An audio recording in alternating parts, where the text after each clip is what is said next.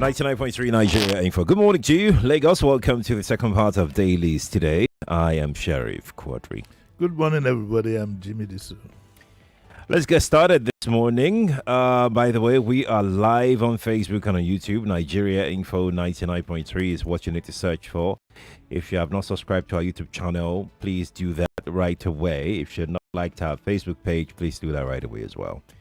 We're going to start with the Punch newspaper. Page 2 of the Punch. ADC kickstarts 2027 manifesto drive. I'm sure, Sheriff, you are wondering what I want to do with this story.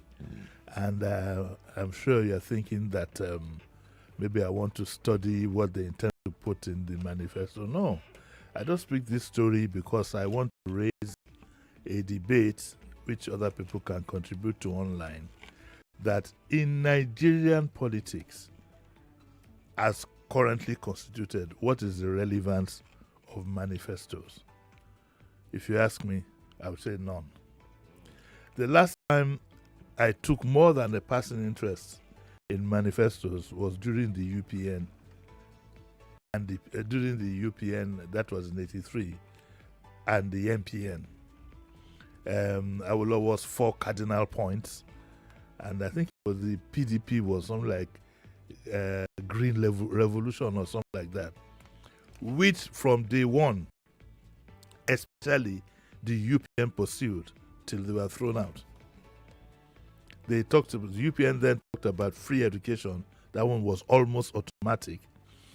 As soon as Jack Holiday resumed Lagos, well, what he did was unpopular and I didn't support it. But he set into action what they said they will do. He took over all the schools. From day one, they were ready. The same thing happened in even as far as what then was the Bendel State, Ambosali. And they stuck to the manifesto like a walking document. The PDP did the same because the UPN had set them on their heels. They were right after them. So they too, they had to follow the manifesto that they put together.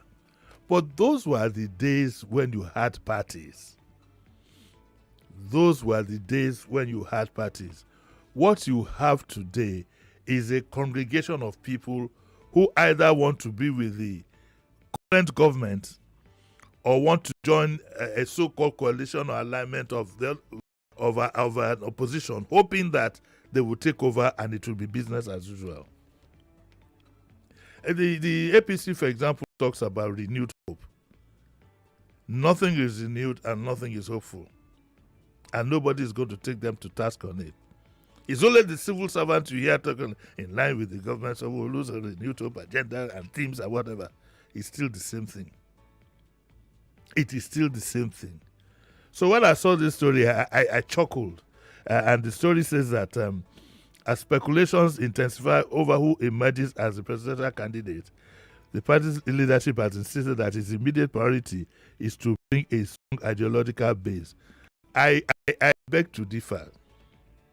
Or let me just say that I suspect that now what is in the mind of majority of people in the ADC, you have to be careful with the letter in the middle, in the ADC, is to see if they can get closer to the cookie jar. And I can assure you, most of their meetings is on who is going to get the ticket. Forget what politicians tell you, put on your own thinking cap and think it out yourself. So, as far as I'm concerned, if that is what it is, that is what it is, because Nigerians who don't vote for manifesto. That's the truth. You don't vote. You vote for people either because they are your kinsmen. The very average, reasonable ones amongst us would vote for who can make my life better. Majority vote for certain alignments. This man is a Yoruba man. Would put all kinds of nonsense. You vote for him. Whether it's going to make you suffer or not, you don't care. I've seen people who, if it's not performing, it's not performing. As long as my kinsman is there, and I laugh at at that. When was the last time people individually had a debate? I'm not talking of intellectuals. Maybe 2 speakers paid to come to one year conference. You give them half a million. and they come and talk above everybody's head, and you go home knowing what you want.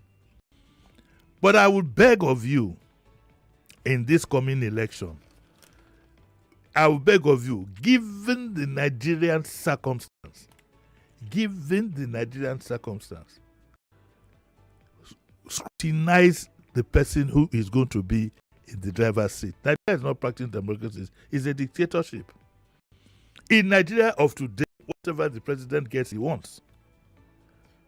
Whatever the president wants, he gets.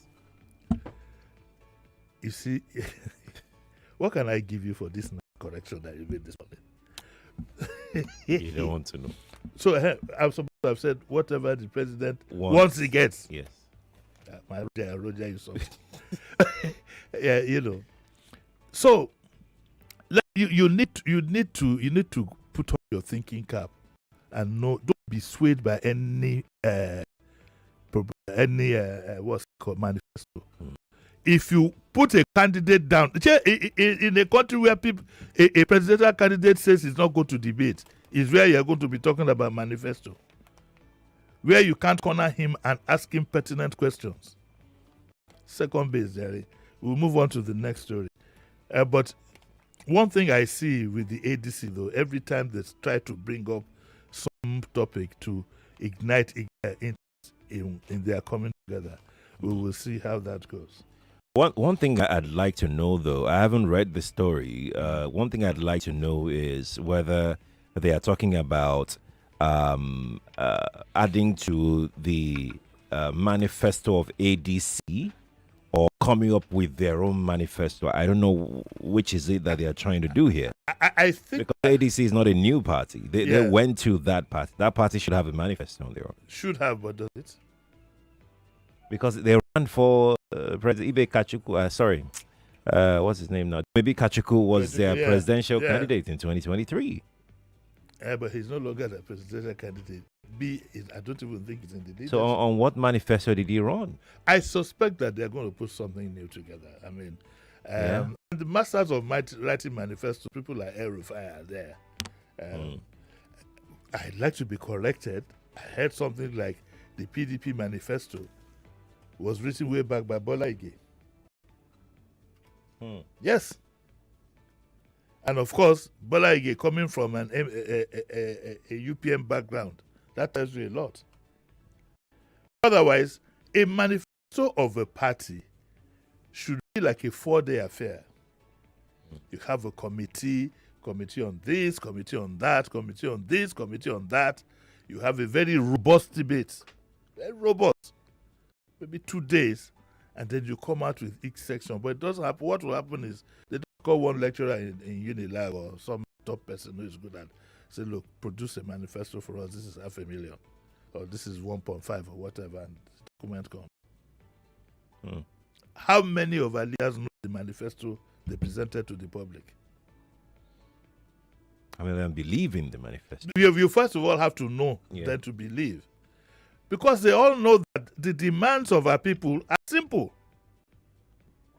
Nigerians don't want a manifesto. They want action. They don't want I shall. Is that I'm ready to do. They want action. And they want it simplified. What the average Nigerian wants now is food on the table, security, job opportunities. There's no need for any 1001 page document which nobody will read. So manifestos, as far as I'm concerned, are put together to fulfill all righteousness. Yeah, I guess. And again, so that you can know that I didn't intend to tap on whatever the president. Let's say whatever the president wants, he gets. That's right. That's right. Let's move on. Talking about the president, though, our next story, incidentally, is on the same page. Tinubu immortalizes Buhari with Unimade renaming amid FEC glowing tributes. I mean, of course, it would be nice to name something after Muhammad Buhari. He deserves it. But the choice, I believe that there must be some kind of alignment when you are naming something after after an individual. It can't be just because president. No, I believe there's alignment, and I don't know why the politicians are quick to go to educational institutions I don't know. and begin to brew unnecessary. Because not that he can name the University of Maiduguri after him and so on and so forth, but I would have preferred if we looked at something more national in nature. We could have an airport. Indeed, the president, that one of the things the army should do is rename that military facility. Is named after the president. Rename it after Buhari.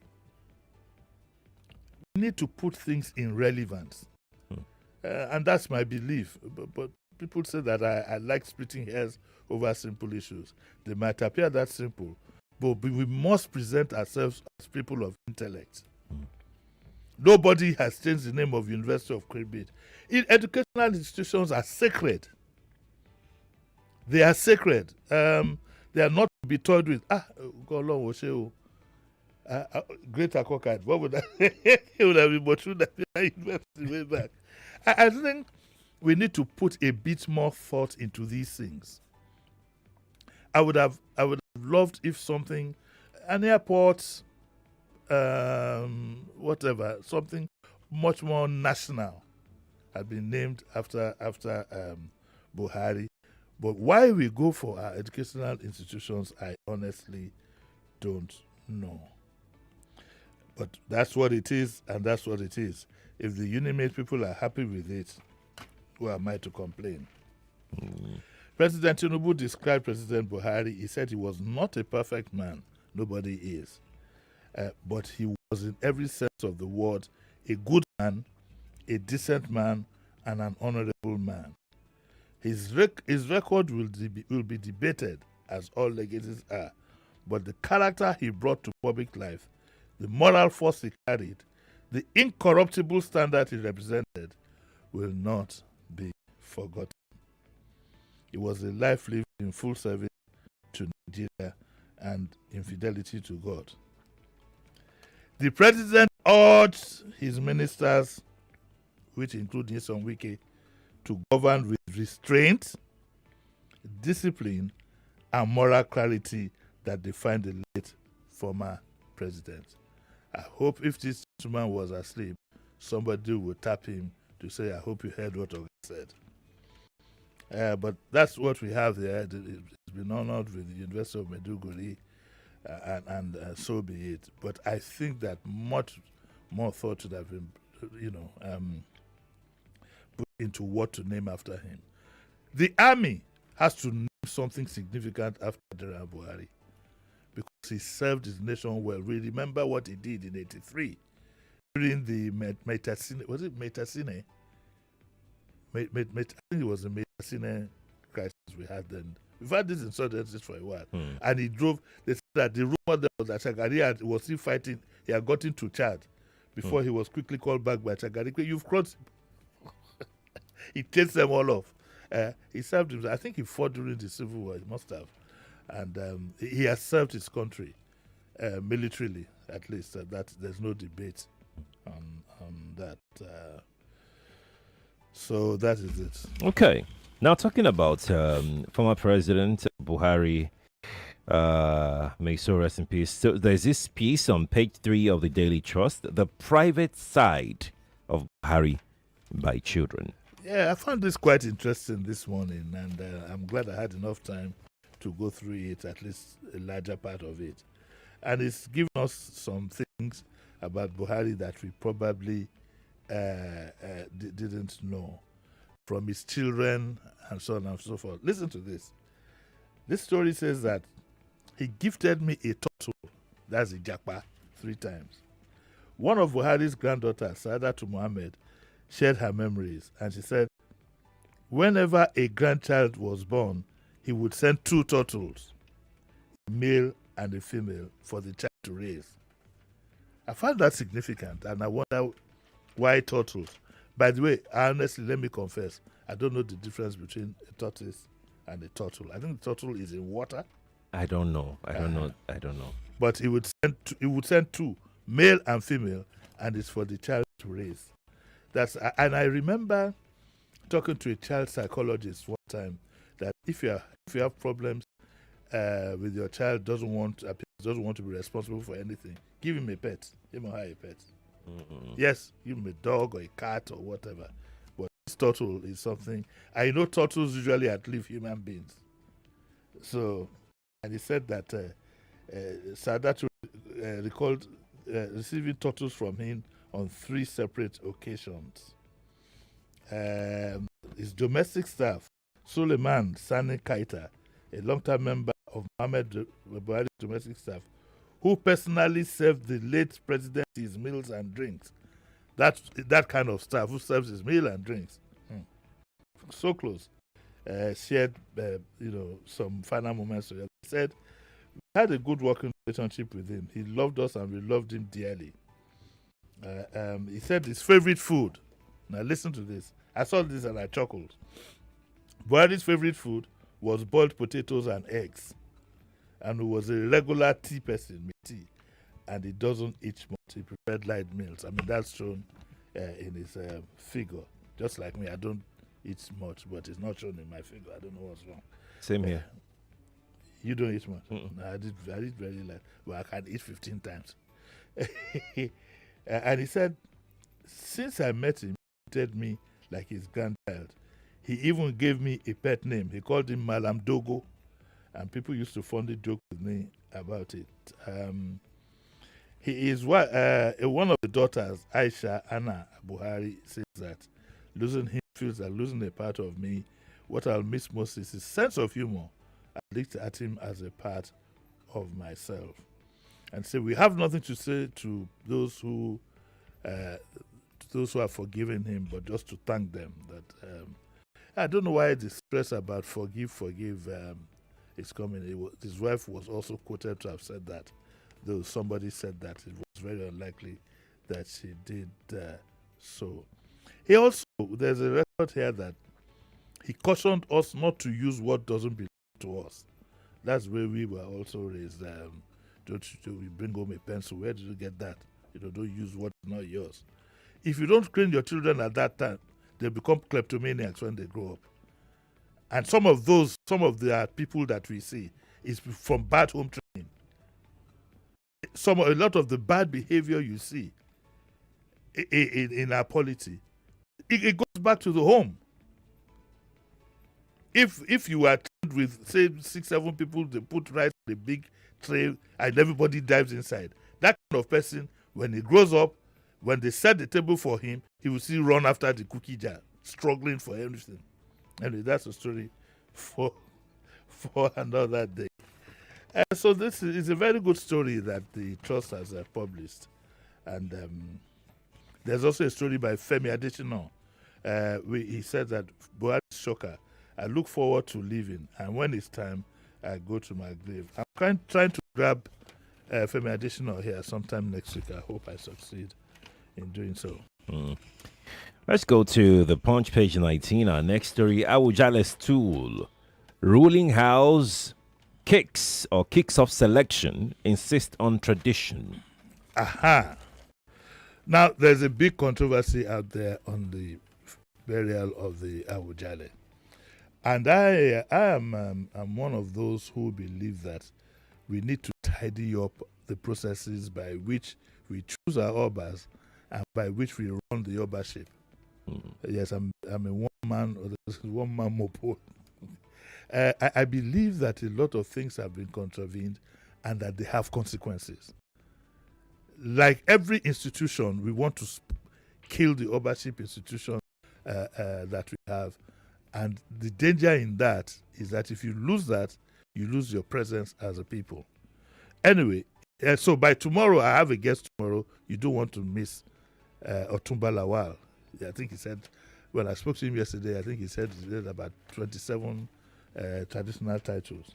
27. I think he has about 27, yes. He'll correct me tomorrow. Ooh. But he's coming tomorrow. And it will be the first in a series on this obaship thing, because it was highly controversial. For example, I've gotten a lot of flack from written things, articles, and so on and so forth about the way the Awujale was buried. So tomorrow we'll iron that out. Don't let me waste time today. Make sure you listen tomorrow at 9. And the next Awujale and Paramount of Ijebuland must be ready to uphold the highly revered traditions of Ijebu. I think they should be made to swear an oath. A situation where an Oba becomes an Oba to traditional means and then becomes born again is completely unacceptable. Or becomes an imam or whatever. You have a choice. Like one of the videos that one of the Oba said in one video, we applied for this job. So if you can't stand the heat of the kitchen, get out of the kitchen. Go sit in the balcony. And the head of the ruling house, Adedokun, the Fusenbuwa ruling house, are here as the next to produce the monarch. That's I hear. I don't know. Nobody should start any controversy over that. I don't know. That is what is written here. And the head of the ruling house, Adedokun Ajidagba, discloses on Thursday during the beating of the Gbedu drums, a significant cultural tradition that marks the intention of the next eligible ruling house to present a candidate for the Awujale stool. I'd like to appeal to Governor Abiodun to steer clear of this process. Leave the traditionalists to handle it and be ready to work with whoever is appointed Oba, because it's the politicians that created this problem in the first place. I don't know how traditionalists would have gone to bring a pastor to become an Oba in Yoruba land. It's the politicians, and usually there's the influence of money there. It got to a point in producing the Alafin that we have now. The governor had to go and consult a notable Ifa priest to do the job on his own. I don't know why we have everything our hands have touched on these politicians, unfortunately, has gone sour. So tomorrow starts the campaign, which I'm going to be part of, that we must go back to our roots. It has nothing to do with your religious inclination. We must go back to our roots. A country that a group of people that don't have cultural obedience to their roots is not going anywhere. Look at what the Indians have done. Look at what the Chinese have done. We are falling victim to Western propaganda. I remember those days in the 60s when you were Agbada, they say you're a bushman. I'm not a bushman now. No, you're not. You're admiring what I'm learning. It's beautiful. Yeah, I think so too. No. There's no need think. It's beautiful. It's fantastic. So it's enough now. It's okay.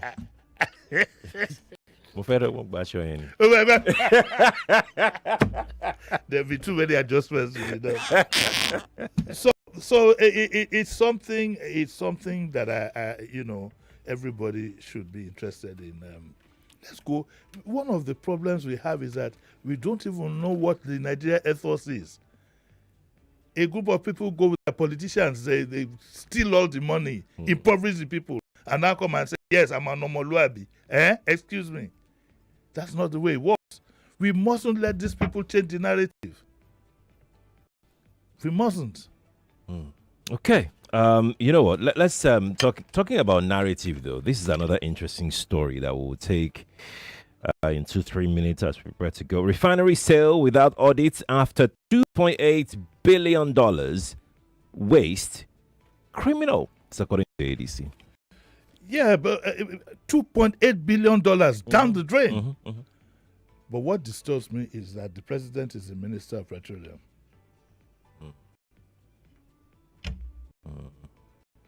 Yeah. Hey, but NNPC, former BMD of NNPC, military. You have NNPC, you have NNDC, you have all these things. But the president is the Minister of Petroleum.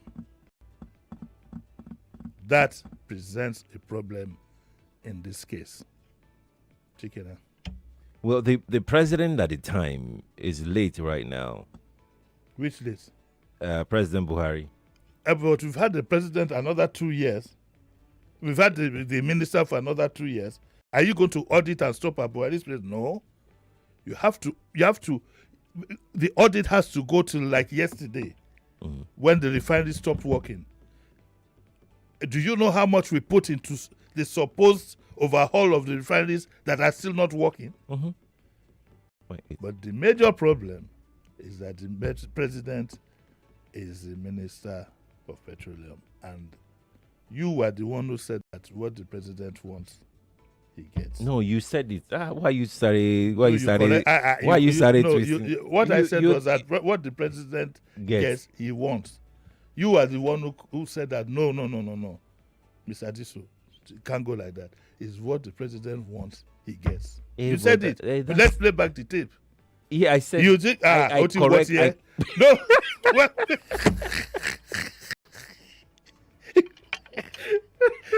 oh yeah. I only correct what you said. How can you? Do you know what I wanted to say? I said what I wanted to say. That you now, in your wisdom, be the Yoga Kwata Kwata of Nigeria Info. He said, no, it's what the president wants.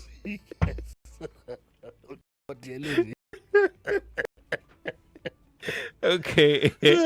We have to go now. Well, we'll be back at 9. We'll be back at 9. Yeah. I have these kids that are going to run a program for 30 minutes unaided. Right. I think you need to encourage them and watch them. Okay. All right. Lagos, stay here, please. Kofi Battels will be right back in a moment to continue with the morning crossfire. 7 p.m. Don't knack, na yellow clock be that.